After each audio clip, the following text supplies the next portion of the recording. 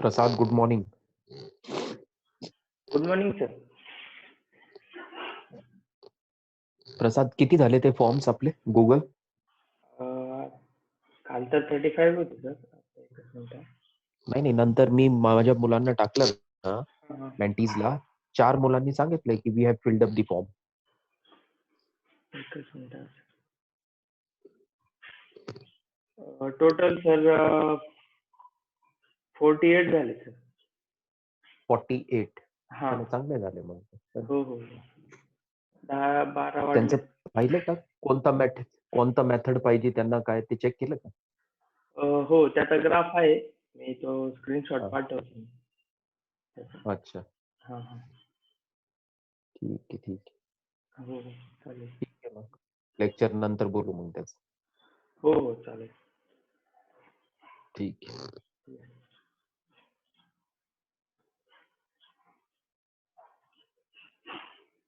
Good morning, everyone. We will wait for 1-2 minutes and then we will start. Good morning, sir. Good morning. Good morning, sir. Good morning.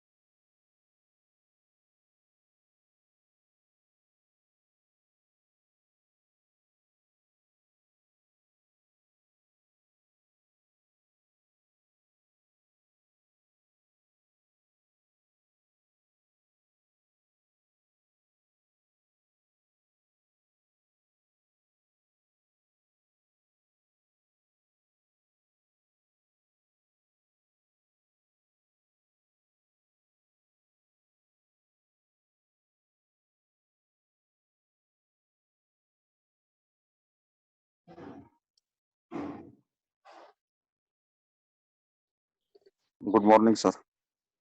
Good morning. Yes, so good morning, everyone. We will start with today's session. Before we proceed with today's session, we will just take a quick look what we had discussed yesterday. We were discussing the corporate governance guidelines or the corporate governance structure of Infosys that we had taken up for discussion.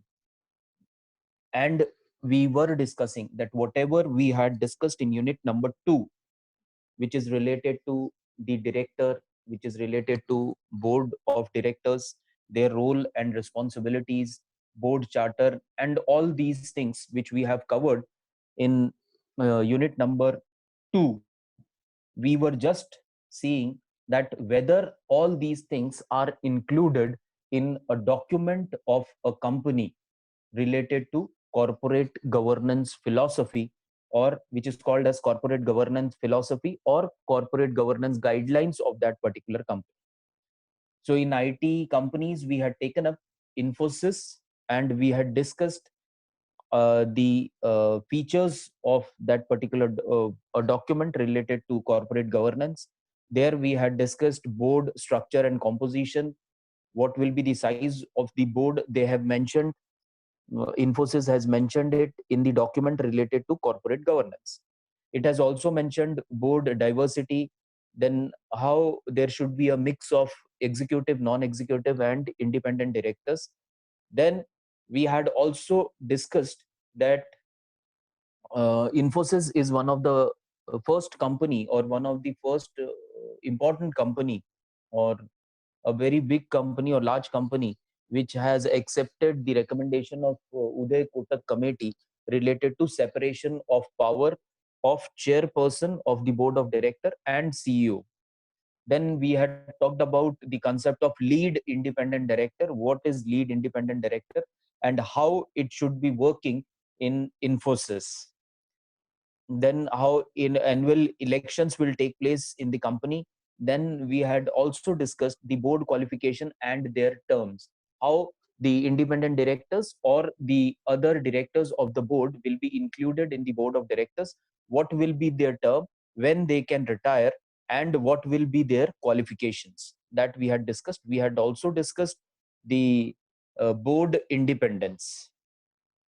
So that was what we had discussed yesterday. So today we will be starting with a new director orientation program.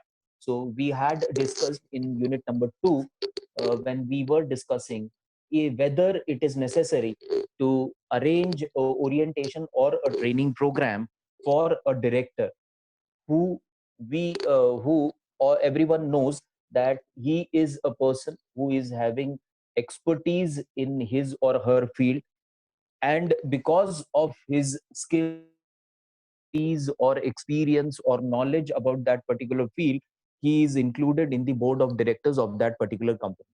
So when a person is such an expert person, is it necessary for that particular person to go through a orientation program or to go through a training program? So at that particular time we had discussed the importance of or the benefits of arranging this sort of orientation or training program for the new directors. So here the Infosys guidelines related to corporate governance, it emphasizes on arranging orientation programs for the new directors. So the company believes that ongoing education is important for maintaining effective board. That is what the company feels, and for that particular reason the company emphasizes on arranging orientation programs for every new director before he starts taking part in the first meeting of the board of directors. So the company has given the listed in the document itself that what should be covered in the orientation program. So it should be related to, or it should be specifically related on these particular points only, which has been listed in the document related to corporate governance. So first point to be covered in the orientation program should be company's culture, values, and ethics. So whenever a new director joins the company and he undergoes a orientation program, first thing he should be shared with that particular information should be related to company's culture, company's values, and company's ethics. Next point which can be included in the orientation program of new director is company strategy, company's operations, then the service or products of the companies, then market share of the company, as well as the market of the company, whether it has market in India only or it has market in other countries also. If other countries, which other countries are there?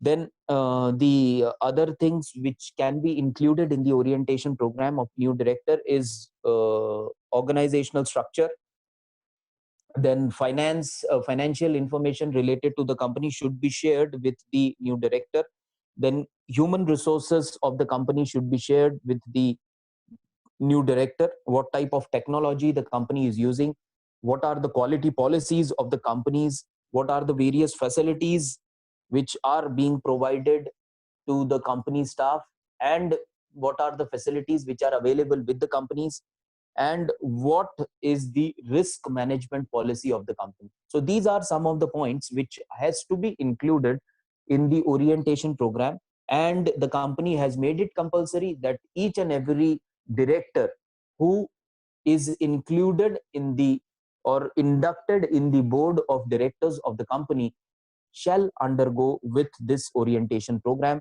which will make them aware of the company's values, ethics, and culture. So that was related to the orientation of the new director. Then the company has mentioned the role and responsibility of the board also. In general, we had discussed in chapter number 2 or unit number 2 of corporate governance, and in particular what is expected from the directors of the board or from the entire board of Infosys. It is specifically related to Infosys. Whatever we had discussed in unit number 2 was general. That was the general points related given in law. And when we are discussing about the corporate governance philosophy of Infosys, so here whatever role and responsibility we will be discussing, these role and responsibility are to be performed specifically by the directors of the board or the entire board of Infosys only. Now, they have listed down that the board shall perform various roles from time to time, such as role number one can be, or role number one is appointment of directors, including executive directors. That is one role. Then target setting for executive director and KMP. Now here, they call KMP means here in a, it is key managerial personnel, not only the managing director of the company but also the key managerial positions of the company. That is, say, chief financial officer, chief operating officer, or chief sales officer or chief marketing officer can be included in key managerial position. So the board is, one of the role of the board is target setting for executive directors and key managerial personnels. Next role they have mentioned is evaluation of board, committees, chairman, executive director, and key managerial personnel. So everything, all these things we have already discussed, that what is evaluation of board, how evaluation of the board is done, how evaluation of independent directors are done, that we have already discussed. We are just going through whether all we had discussed in general is included in the document of corporate governance of Infosys or not. So we are seeing that everything is included, but this particular information is related to Infosys only. Next role is setting a strategic decision, then advisory on key business decisions, then decisions on transactions requiring approval. Whatever transaction which require prior approval of the board, these particular transactions are to be approved by the board in time. Then risk monitoring, then coaching and mentoring, and review and guide the achievement of targets or achievement of goals. So these are certain duties, or we can say the roles of the board, which is to be performed by the board in Infosys. Now, next point which they have included in the document of Infosys is related to professional conduct, that how a director should conduct himself or herself in the board of the company. So first point they have mentioned is that it is expected from each and every director that they should embrace and uphold the ethical standards of integrity and probity set up by the company. So integrity and probity, they should be ready for the probe. If any probe is to be conducted, if someone feels that one of the director is not performing well and the board wants to set up a probe or a committee against that particular director, he or she should be ready for that particular probe. Next is exercise responsibilities in the interest of the company. That is the second professional conduct expected from the directors or of the board. Next is devote sufficient time and attention to professional obligations for informed and balanced decision making. Now, this is very important. One thing we had already discussed is devote, it is expected that the board members or the directors of the board should devote enough time for doing their work or for performing their roles and responsibilities. But they have added one more point in the document, and that is uh, devote sufficient time and attention to professional obligation. And what the company has added here is for informed and balanced decision making. Informed and balanced decision making. Now, informed and balanced decision making is the decisions are taken on the basis of the information. They are not taken on the basis of say of a wish of a director, or they are not taken in a vague manner. They are to be taken on the information which is to be provided by the company. A director is supposed to go through with the information related to a particular decision, and only on the basis of that particular information, decision is to be taken by the director or the entire board. Not to abuse the position of director for the company. And so again, if a person is working or has been designated as a director in the board of directors of Infosys, he is not supposed to abuse his power. He cannot say, if any relative of that particular director wants to apply for a position of, say, engineer or manager in the company, as the person is enjoying the position of director, it is not expected that he should unethically interfere in the selection process of that particular person, or he should unnecessarily influence the selection procedure of that particular person. So that is called as abusing the power. So that should not happen in the case of, that is not expected in the conduct. Last conduct is the directors should assist the company in implementing the best corporate governance practices. So when we talk about the professional conducts of the directors of the board, it is expected that they should assist the company in implementing the best corporate governance practices. So whatever are which are prescribed, which are mentioned in law, it is mandatory for the company, but company is expecting more than mandatory. Whatever which is beneficial for the company, it feels that the directors or the board should suggest the company that this particular practice, if implemented, will be beneficial for the company. So these are the points which they have mentioned in the professional conduct. Next important point which is mentioned in the Infosys document is related to material non-public information. Material non-public information means that when we have just discussed that the decisions are to be based strongly on the basis of information that is provided by the company. Now, whatever information is being provided to the directors of the board, they are expected that they should treat that particular information as of utmost importance, or as of utmost confidentiality.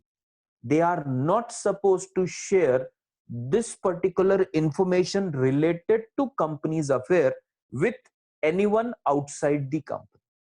So that is called as material non-public information, because it is expected that when the decisions are to be taken at the board level, all the information related to that particular decision is to be shared by the company with the board. Now, it is the responsibility of the board to see to it that not a single information related to that particular decision should leak outside the board or should be passed on to the competitors of the company or someone who is going to use it against the company. So that is called as material non-public information. Now, next point which is covered in the document is annual strategic and operating plan. Now, corporate governance or board of directors, it is their responsibility that they should approve the annual strategic and operating plans. That every year when they are meeting, they should see to it that the plans are approved, not only the strategies of the company, but how those strategies will be completed or how those targets will be completed. So both strategic as well as operating plans are to be approved by the board of directors. Next point which they have included is meeting attendance. Now, meeting attendance also we have already discussed that every director is supposed to attend the meeting of the board of directors or meeting of a particular committee of which he or she is a part. So that is included here also, that every director is supposed to attend the meeting of the company. They have also listed out that how many meetings will be there. And so they have listed out that at least 4 meetings in a year should be held by the company. There can be more meetings. There can be, we had discussed that extra meetings can be held if the company feels, if the board feels that they have to use or they have to take up some urgent decision or urgent information for discussion, then they can call for a urgent meeting also. So they have mentioned, and they have also mentioned that the attendance related to meeting should be as per law. So we have discussed that as per law, it says that any director who misses consecutive 3 meetings of a, a board without any valid reason or without the prior approval of the board of directors of that particular company shall vacate his position as director from that particular company. So that particular rule they will be accepting, that is also mentioned in the attendance. Now here, how the attendance can be, they have mentioned it very carefully that it can be a physical attendance or it can be a virtual attendance through video conferencing or through other audio video means. So what they have mentioned is, earlier we had discussed about physical participation only, but now the company has insisted that if a director they have mentioned in the point related to meeting attendance, that if a director is unable to make it to the place of meeting because of some reason, then he has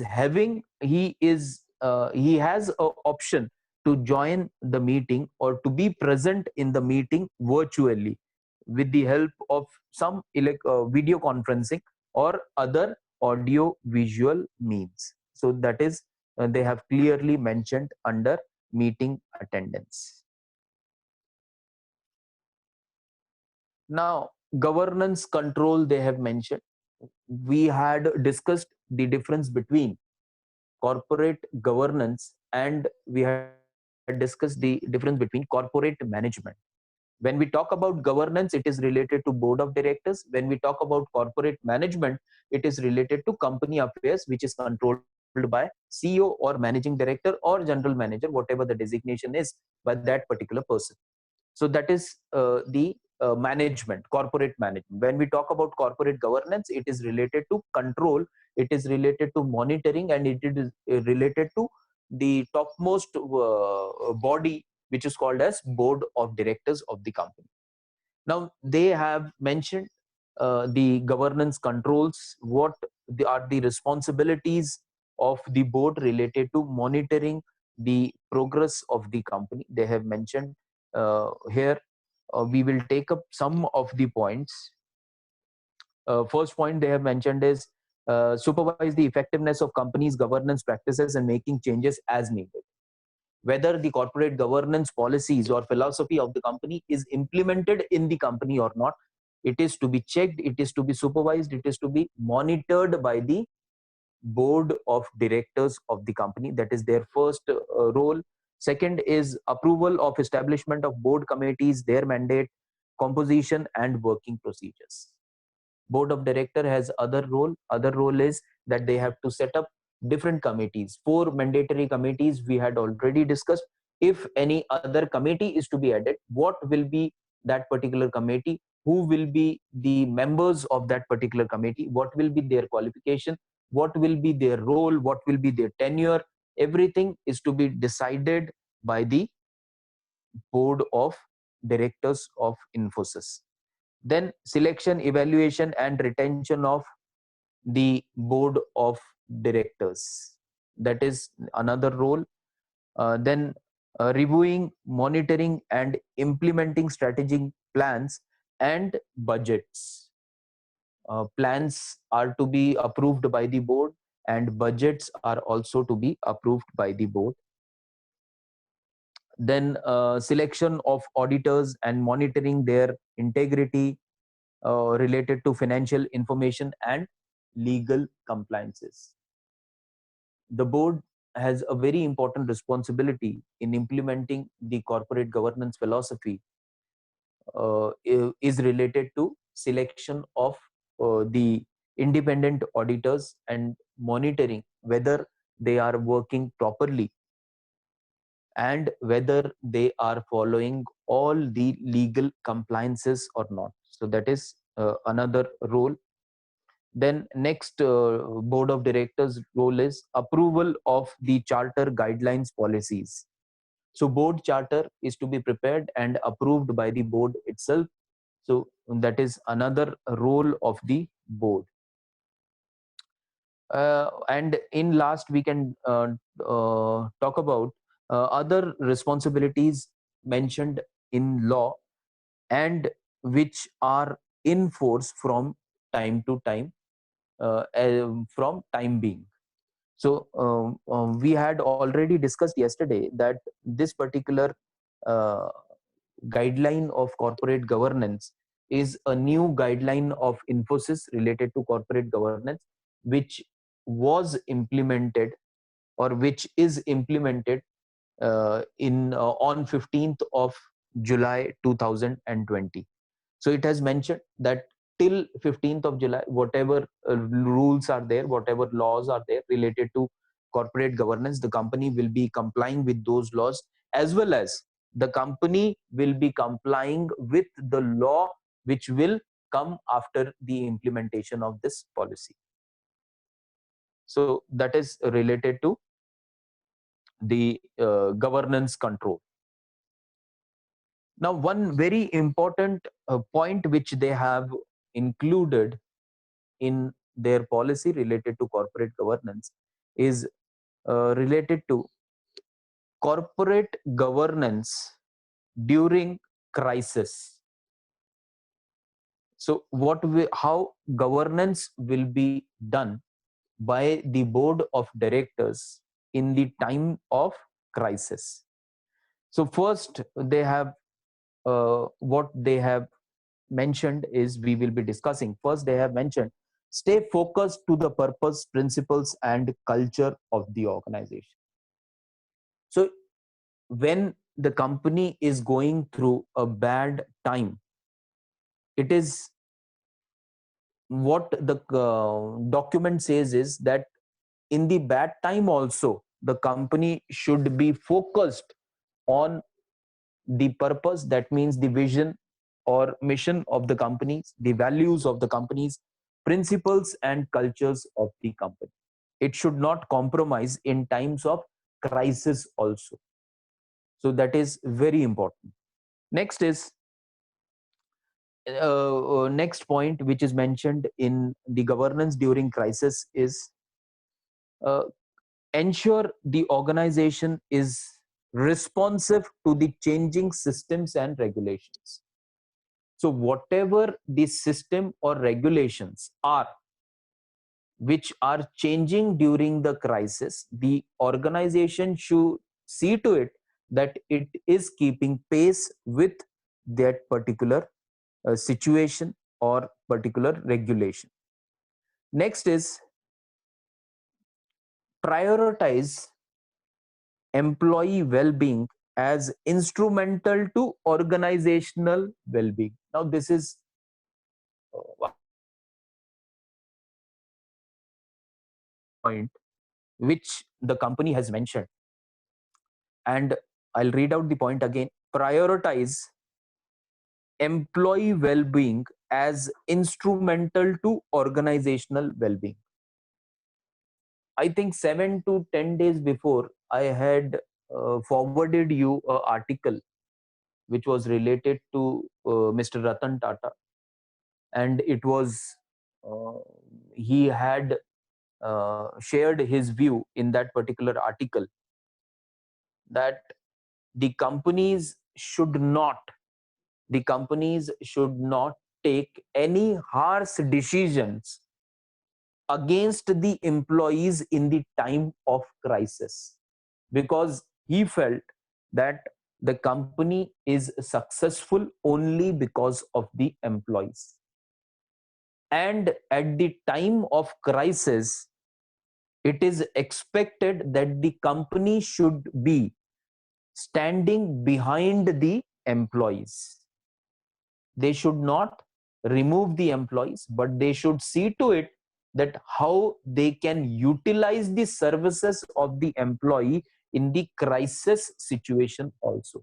Same thing is mentioned here also, which says prioritize employee well-being as instrumental to organizational well-being. You have to see to it that they have mentioned in Infosys, it is mentioned that the board should see to it that how employee well-being can be increased, because it is directly instrumental to organizational well-being. If you take care of the employee in the crisis situation, it is definitely going for the better, it will definitely be beneficial for the company in the long run, because when the crisis will end, when the crisis period will over, these employee will give more than 100% to the company's profit.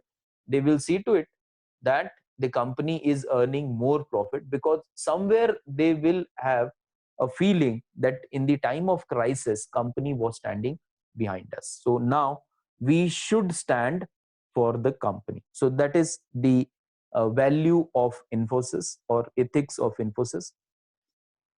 Next point under governance during crisis is activate business continuity plan or crisis management plan. So it is expected that the company should always be ready for a unknown crisis, and it should always be ready with a crisis plan also, that in future if such type of crisis will take place, how the company is going to cope up with that particular crisis, it is expected.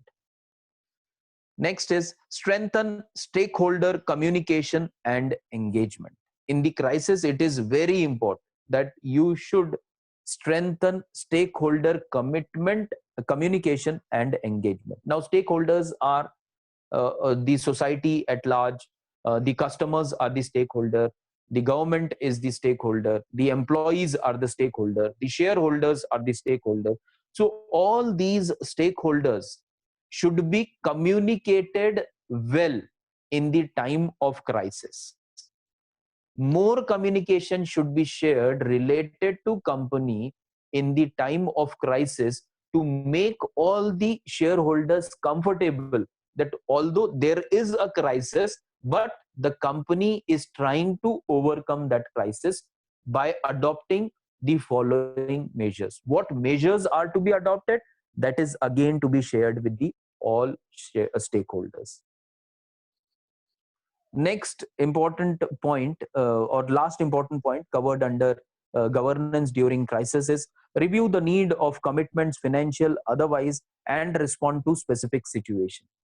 So it is related to say reviewing the need to make commitments, or financial and otherwise financial commitments. So whatever financial commitments are there, they can be reviewed. Suppose the company had earlier planning that if profits are more, they will be paying more dividend to the shareholders. They will be making, sharing more incentives with the employee. They will be sharing more incentives and benefits with the key managerial positions and with the board of directors.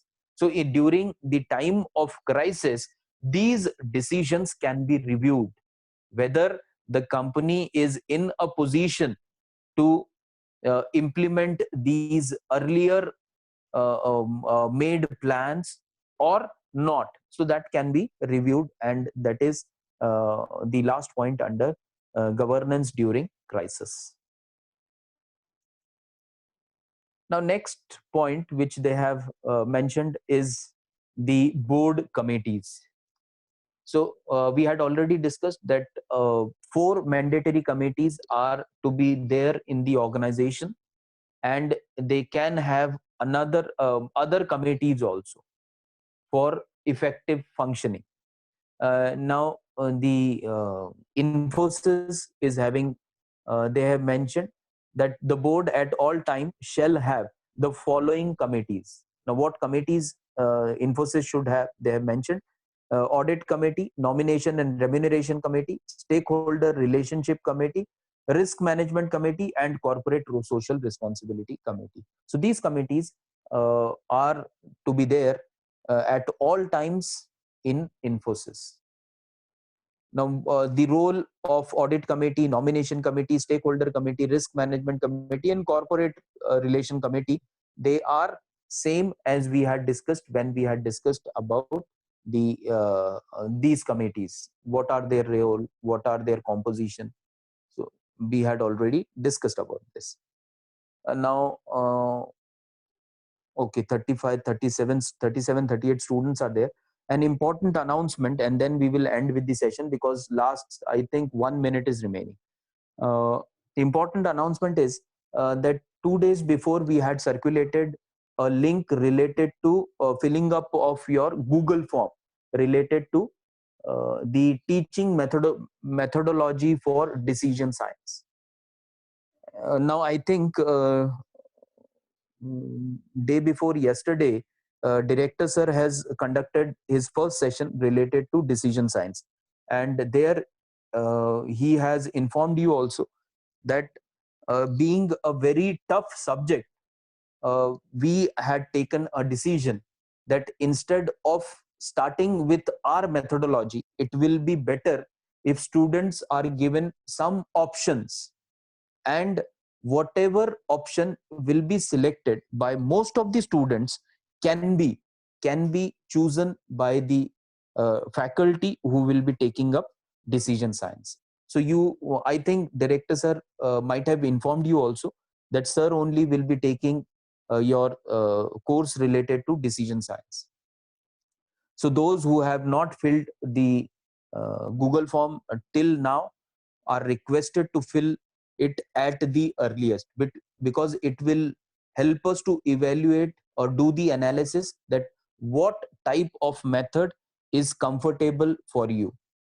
Now one more information I would like to share, that information is related to that recently FDP, faculty development program, that is teacher development program, was conducted by the University of Pune, and it was related to the course or subject decision science. Now this particular